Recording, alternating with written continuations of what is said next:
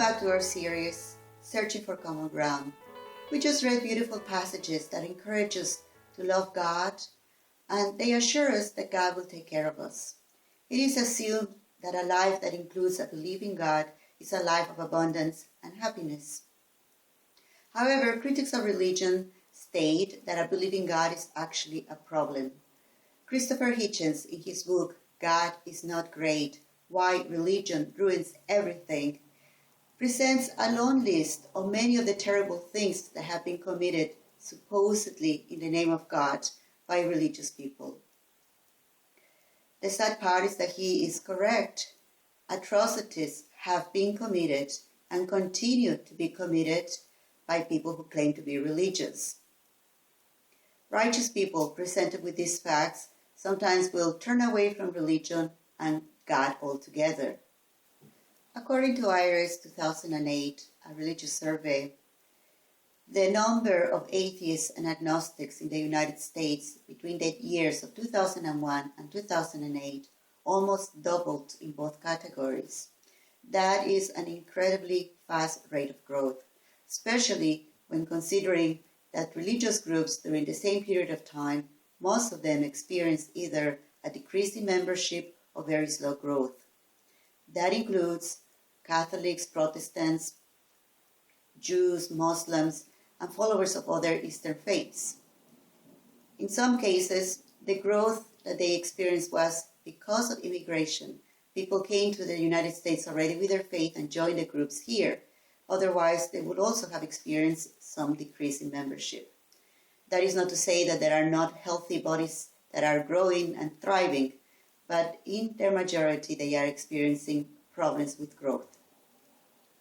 Some critics of religion group all religious people all together, that is, millions and millions of people in one huge group.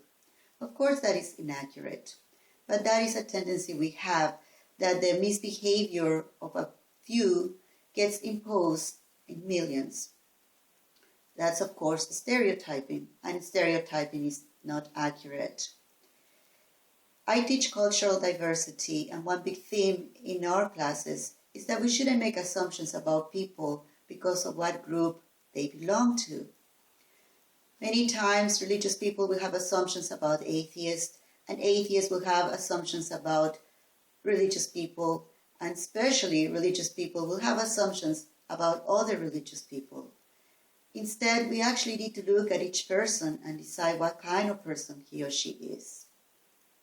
If we think about it, rejecting a religious life altogether, it's a little bit like the person who has had a bad experience with romance and decides that love does not exist. He or she may have a very fulfilling life in other aspects of life, but may be missing on the beauty that a good romantic relationship can bring. Likewise, rejecting God or religion altogether, it's giving up on a beautiful aspect of life as well. If you find yourself in that kind of situation, I encourage you to seek for healthier role models of religion. Certainly there are many bad ones, but there are many good ones out there too. There are people who are really involved in the community and trying to make a difference, and all of that is because of their love for God. So if you're following a path, I hope that we can keep growing in our own paths of faith and that we can become a testimony to the words that we claim to believe in. If, as religious people, we can get along with each other within our own groups, and even more importantly, among different religious groups, that alone will be a testimony that our believing God is indeed a good thing for society and a good thing for the world. So I thank you very much for your attention, and I look forward to seeing you again. God bless.